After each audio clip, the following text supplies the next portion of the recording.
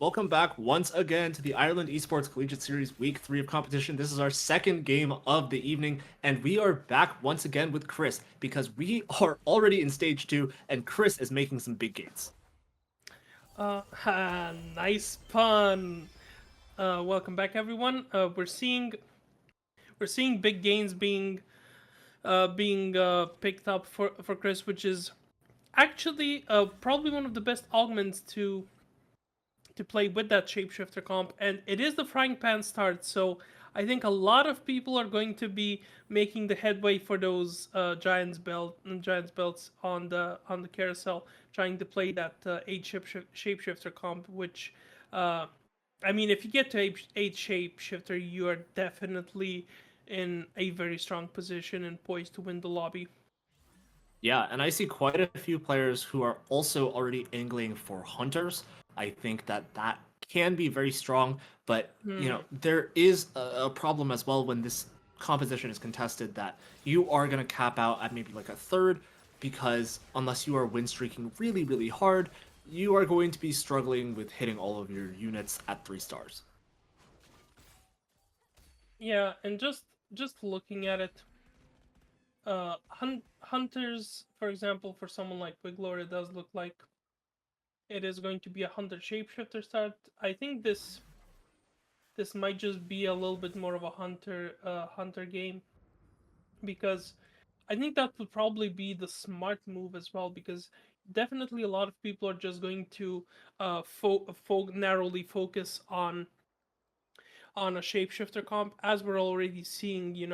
Uh, Virtually everyone in this lobby is playing a lot of shapeshifters. So I think branching out a little bit, look towards comms that need a plus one emblem just to help you finish out the comp, is going to be very smart, and it will allow you more avenue to hit those 3 stars, which is not usually available when someone is contesting you. Yeah, and we can't forget about mages here, right? Over on the Mm, other side, Micha is playing this mage Mordekaiser, and +1 to mage is extremely powerful. We know that mages are very strong, and +1 allows you to play 7 at a breakpoint without necessarily hitting Nora and Yumi, and as a result, you are able to access the upper echelons of that trait tree. yeah, mage plus one does seem to be very interesting, uh, especially as we head into this carousel. It's going to be interesting to see if we get a frying pan or a spatula, which is not going to be the case. However, we still have mage plus one from which are being played. Already has triple mage, has the vanguard with that Mordekaiser, with that Galio for that strong front line, and I think uh, I think the optimal way to play mage plus one is something similar to what Big D did in the previous game, where you go to level 7, you try to reroll down for that Vex and Vigar, and you just go for 7 mage, hit those three costs, and you can even 3-star Mordekaiser there, because level 7 is an optimal level to roll down for him as well, and just try to get those three costs and just optimize your board that way. Yeah, and I'll say it, Mitra just hit a lot of stuff. There's a Soraka 2 on this board, there's now a Galio 2, there's a Vex on the board, and I hope they don't miss it. There's a Seraphine in their shop. They could play 5 mage if they wanted to level up to level 5, but it remains to be seen whether they are going to be more inclined to reroll uh, on level 5. And I wouldn't be. I think this is a good spot. You can definitely start win streaking with this board, and leveling also improves your tempo a lot in this position. Micha is Micha, please don't miss it. Seraphine! Don't Seraphine! miss it. No, not the Sarah Queen. Uh, Invective. I am a very sad man, because, well, Yeah, whatever. Yeah, okay, whatever. Just get 2. rewarded anyways. Yeah, never punished. Ah, Never never punished. punished. Actually, never punished.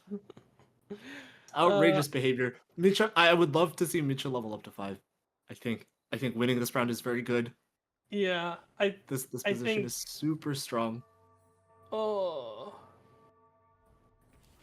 I love how we both genuinely lost our minds over Seraphine not getting bought, only for them to be two copies of Seraphine. But now I'm also mad because that could have been easily a Seraphine 2 that could have been fielded here. Yeah, I agree. Um, and I am still curious if Mitra wants to spend more time rerolling on 5. I think that with Trade Sector, you are now able to bank that reroll um, for whenever you want to spend those rerolls. And I don't know if we needed to be looking for a lot of stuff in every shop if it turns out that, we are actually playing around the Vex and the Vigar. Hopefully, that is going to be the case for him because banking in those rerolls, especially if you get an economy augmented 3-2, is just going to be very very interesting. And I'm sorry, have we gotten Mordog's blessing or something? Because these mages seem to come in pairs quite a lot in these shops. Yeah, it is quite interesting. Uh, No, we are just gonna spend all of our rolls. Uh, we do have the Vigar again as well. I imagine we'll be seeing charms quite frequently because of our trade sector. But one thing that I think is a potential detriment to Mitra here is that they need to clear their bench because when they get these gold drops from the neutrals round, those could be units, and I would love for them to be mage units for Mitra. I mean, yeah, you could have sold the Warwick and the Ash there because that also nets you 20 gold. So it's very sad to see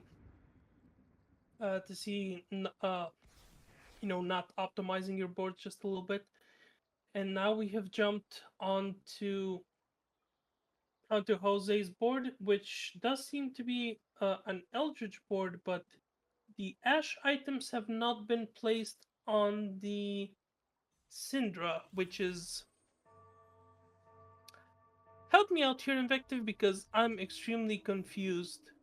Uh, this does look like it's going to be primarily an Eldritch board, but the positioning and the item choices are definitely of the interesting variety. Yeah, here, Jose Loma, I feel like this play could be optimized. It's all right that it isn't, but I think that if we reflect, we've got two removers, so we can make a decision here, and we'll be rewarded with those removers.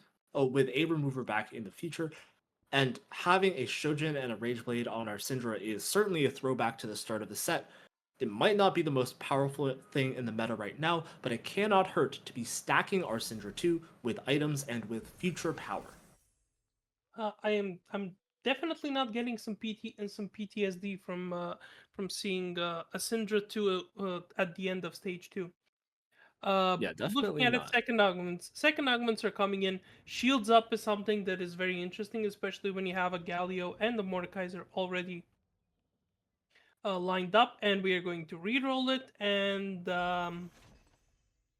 is that looking like item collector to you, or maybe transfiguration? Because uh, I think I definitely think that that should not have been a re-roll, but maybe this is something that is being cooked up in the kitchen that we don't know about. Yeah, I think item collector is going to go very well here, and in Hmm. the end, um, it seems like Jose Loma is going to make that decision. Uh, I think they need to play around their prize fighter a little bit better because in order to fight for some prizes, you need to level up on tempo and you need to be able to scratch wins out. And when you do that, you are able to get more components, and if you get more components, you can make more items for your item collector. It's a good positive feedback loop that we need to start taking advantage of earlier rather than later. And we can see that this fight is one where we would have potentially been able to win if we had been able to make our decisions slightly faster. I think I think if that Rage Plate and Shojin have been on the Syndra, it probably would have netted the win. Oh, Mitra with the Mage Crest and a Mage +1. Yeah, I think everything's coming up for Mitra. Oh. Um, and Mitra is going to be re-rolling on level 5. So we can see that as they continue to win in this position, that is Mhm. going to be of a huge benefit to them. And we also see Jose Loma finally getting to level 6. They are going to potentially angle more so around Callista. That Warmogs and the Rageblade do go very well, but they are quite low on gold. And here with Chris, um, I am interested to see what Chris is going to be doing about this position because I don't think Chris is as rich as we've seen him before, but we are not necessarily in the worst position with this big gains little buddies. We are scaling here. We're definitely scaling. However, there are a few key units that I'm missing here. Number one, there's no Shyvana. Number two, there's no Swain. Number three, there's no Nico, which is something that we've usually come to expect from Christopher, but maybe he can get a beneficial unit or an item right here because I'm seeing this. I'm seeing this Nami that could potentially help him out, but I think that's something that maybe Jose would like a little bit more, and he's going to get it. So yeah, I don't know what Christopher's plan is right now. However, we have been in this position before where we wondered what he is going to cook up, and then he just comes out with the perfect board that's going to win the whole game. Yeah, I think that there is a a decision that Christopher can make here to get to force shapeshifter. That would be really excellent, and it does look like he's going to do that. Uh, but we do need to be stacking our HP on our front line as soon as possible. And I think that in this econ position, at the bottom of the HP standings, we might face certain challenges in this game if we can't get everything online. Yeah, definitely think that Christopher is headed for a rough game unless he can manage to get some of those units coming in. Well, it does seem like the Kog'Maw here is doing tremendous amount of damage, even against a shapeshifter Wukong too, because dear lord, that Kog'Maw is spitting. Yeah, and now we have one of our win streakers of the stage. I think Duck is in a quite strong position to play around Hunters here because this front line is incredibly strong. Unleash the Beast can keep an Olaf in the game later on down the line, but these are great items to be putting on a Shyvana at the present moment, and I think this is a well managed win streak in stage 3. This is a very good win streak, and also what I love the Duck is doing is they already have the 50 gold, so now they're just holding shapeshifter units and units that would help out a shapeshifter comp extremely well. And just looking at it, it's so strong. However, I think I see the only thing that could threaten a fully decked out board, which is a corrupted Vamp Scepter on a Warwick. Yeah, that is a very strong combination. I I would I do believe that is a very strong combination, but at the same time, when you look at Wiglor's bench, there are no additional Warwicks thus far. So it looks like this was a decision that they came to quite recently to play around the Warwick, and that is evidenced in part as well by the fact that there is a Hunter emblem on it. I don't think that's the best decision you could make if you were planning to play around Warwick to begin with. Now, that doesn't mean there are no options, because potentially putting that on an Olaf could be very strong as well. And we can see that Mitra, they lost their win streak, but they are coming into a lot of power here on the neutral round by upgrading Galio to 3-star. They're close to Soraka 3, and they just upgraded a Vigar on their bench as well. Help. So help me out here. I see 7 Sorakas, I see 4 Seraphines, and then I just see 9 Gallios here, and this is not normal. It it doesn't happen. Micha has just decided, okay, I'm going to hit, and there's nothing you can do about it. And Mordok basically said, "Have at it." Yeah, it is interesting. I'd like to see them pick up a charm, but they will instead just pick up Soraka 3 for basically free. I think that even going for Seraphine on level 5 here seems a little bit ill-advised because this Soraka and Galio are more than enough to carry you through the game and up to 7 mage, and you have this +2, you can even go you can go even further than that.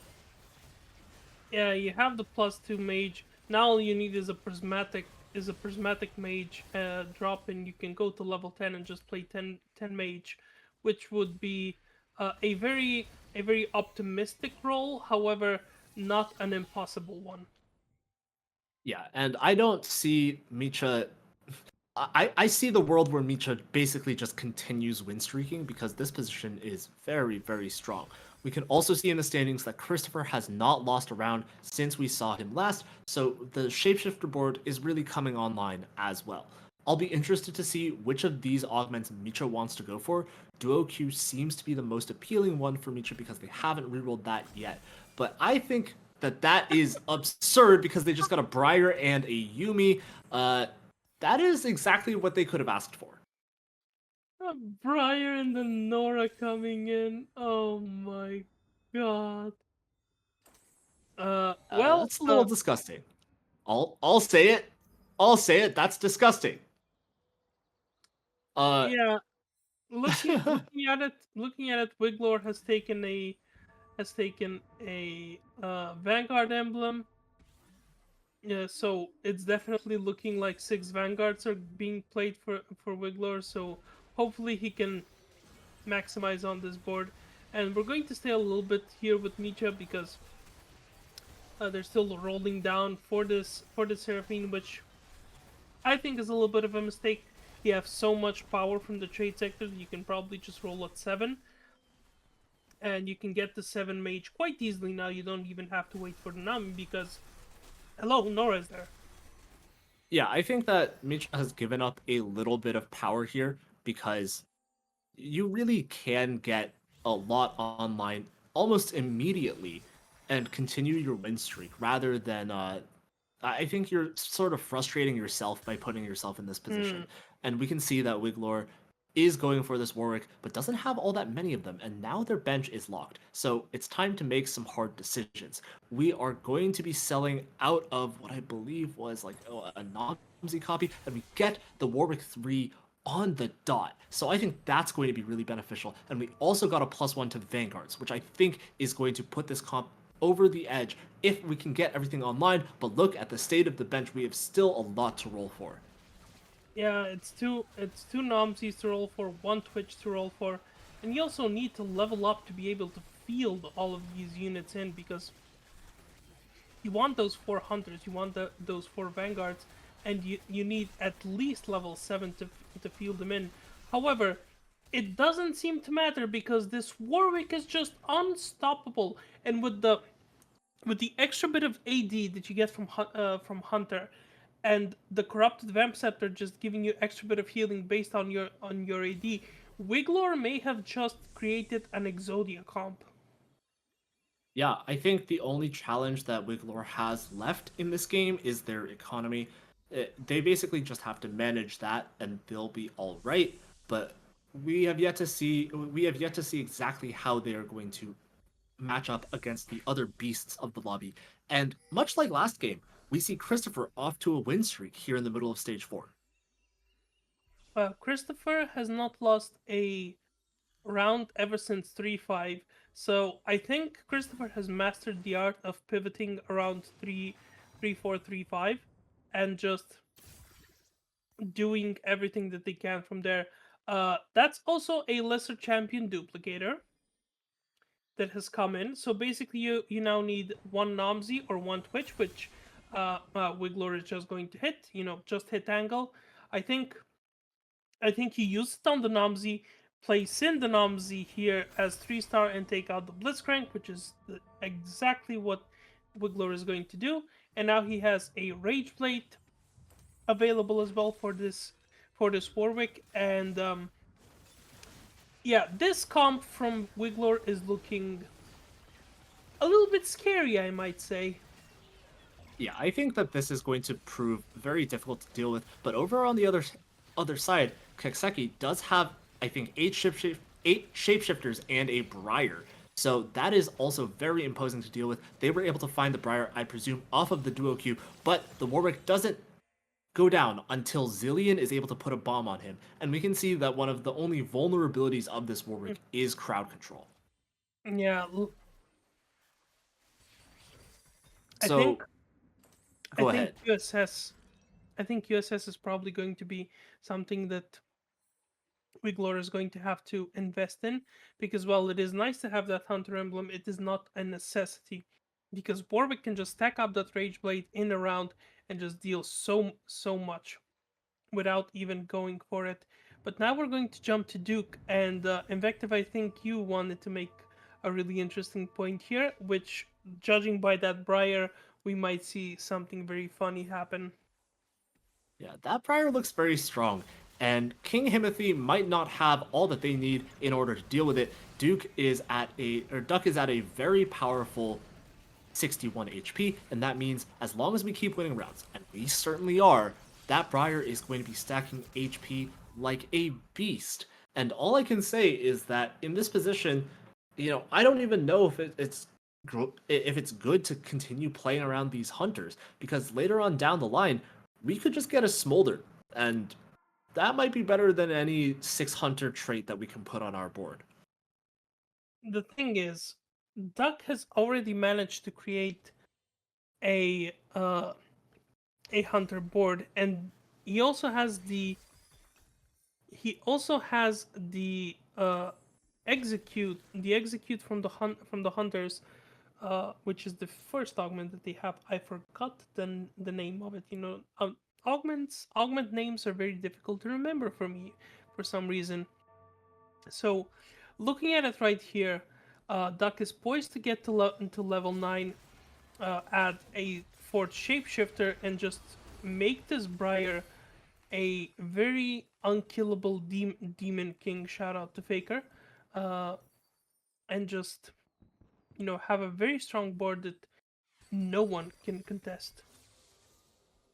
Yeah, and now Duck is going to be rolling down on level 9, and we can see that the same thing is happening for Christopher, who is finally able to find a Briar of their own, followed immediately by a second copy, and this roll down is proving very fruitful because they are seeming to find just about everything that they need to create the powerful late game board that they've been planning around. They are finding their upgrades, and all that is left is to finally get this Briar upgraded.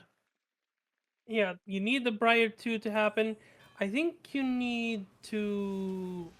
They need a Nasus. Yeah, you also need to put that Shyvana in, because you currently don't have a shapeshifter, even though you have the units for it. I think they have three dragons, so I think Shyvana might be in, Oh yeah, but Shyvana is in. Oh yeah, they do need an assist. Sorry, it's you all are good. completely correct. I think Nasus might be heavily contested in this lobby, and despite you did say that there are going to be more shapeshifter players. Oh hey, we got a Nasus. Never mind.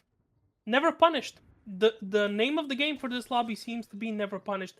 I do want to see Christopher take this charm. Well, Christopher could take this charm, but Christopher could also feed Briar, so we'll see. Uh, we are rolling, and we do find more of our upgrades. That Varus 2 is going to be doing a little bit of work here in our backline, but the real meat of this board is in the front line. And we are going to be substituting Varus for Jace. I think that is one way to make this decision. I don't know, in fact, if 8 Shapeshifter is worth dropping down from 3 Dragon. If we dropped this Namzi, we would be able to have a lot more HP on our front line, but 3 Dragon could be what Christopher is prioritizing in this spot. I think looking at it, it probably could have been, dropping the Varus before you hit Varus 2, but once you hit that Varus 2, you're like, maybe not. Uh, uh, but we're going to be going back to Wiggler, who is in terrible danger of getting eliminated. And I mean, this is a very difficult position to be in as Wiggler, because you have hit that Warwick, you do have 4 Hunter, 4 Vanguard, but it's not 6 Hunter, it's not 6 Vanguard. It's not a fully optimized board that can help you out. And this Warwick is extremely strong. However, I don't I don't think it is going to be enough to get a top 5, top 6 board.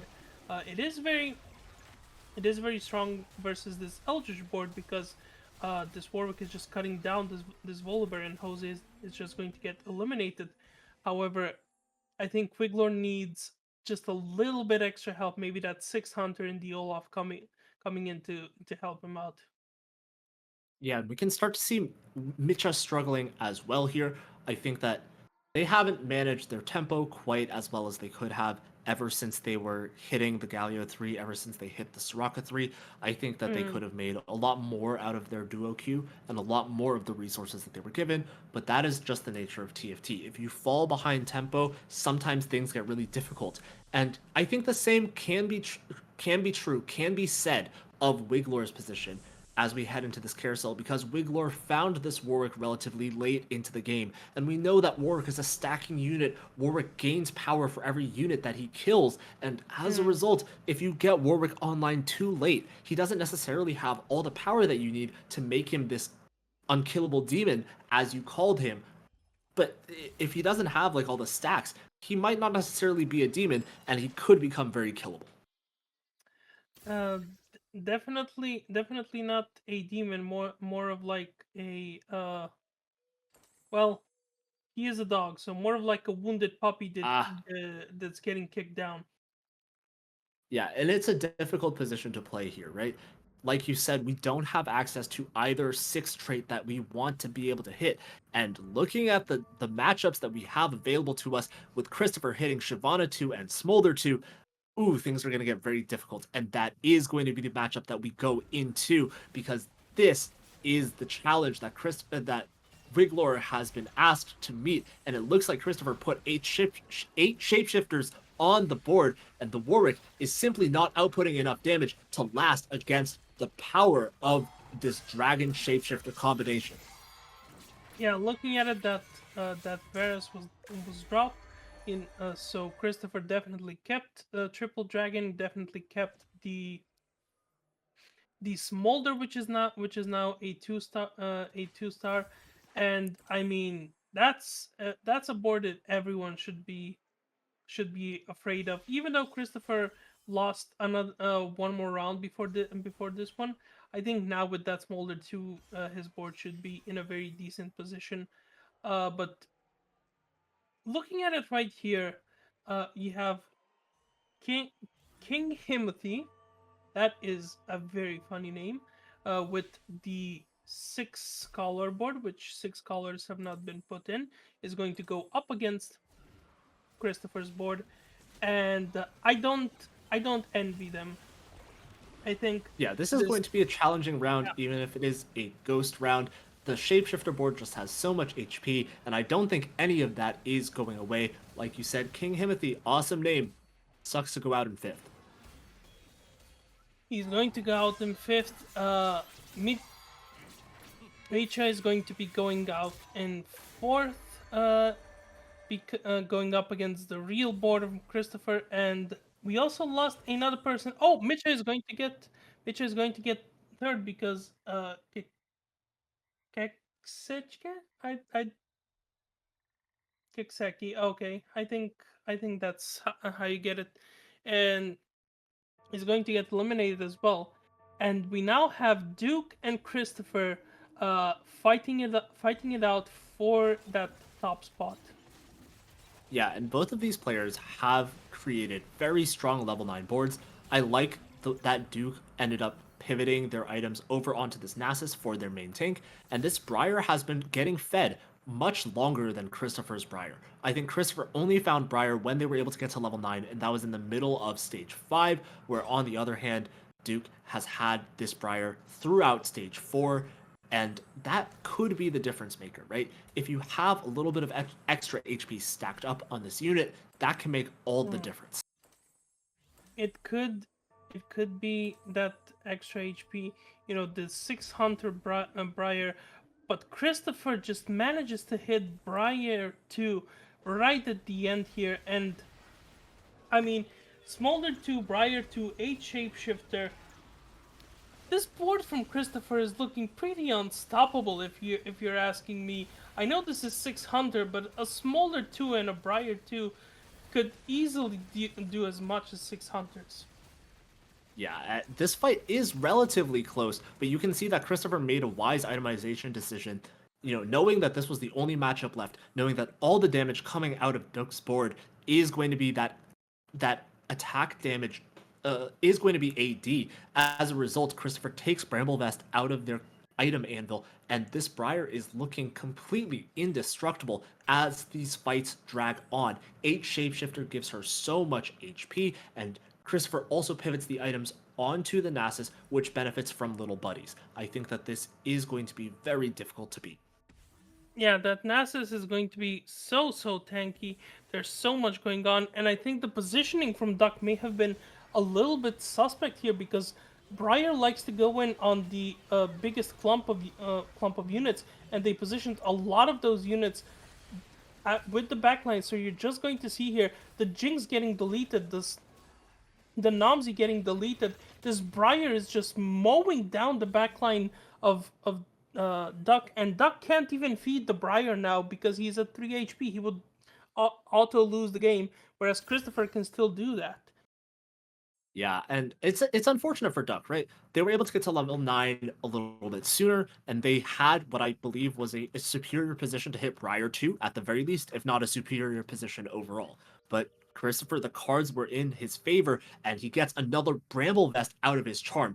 Duck, on the other hand, does have that Yordle Spirit, so they will dodge auto attacks for 3 seconds, and that means that this fight is going to be close unless Duck says it isn't. Duck forfeits in second place, and that is the minus 99. Christopher is going to get 2 firsts here in the third week of competition for Ireland Esports Collegiate TFT. I think that is about as dominant as you could ask for a performance of this caliber.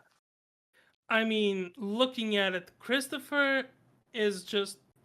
I'm going to call it Christopher is the master of of stage 3 because we've seen this like I don't know 4 games in a row now, where he goes on an early game. He's going on an early loss streak. He then pivots into stage 3, manages to get a very decent looking board, and then just finalizes in stage 4. And even if he gets some upgrades in stage 5, it just makes the board look that much better, and he's getting a lot of top results. And if I am not mistaken with the results coming in, Christopher at the end of this week is going to be in solo first place.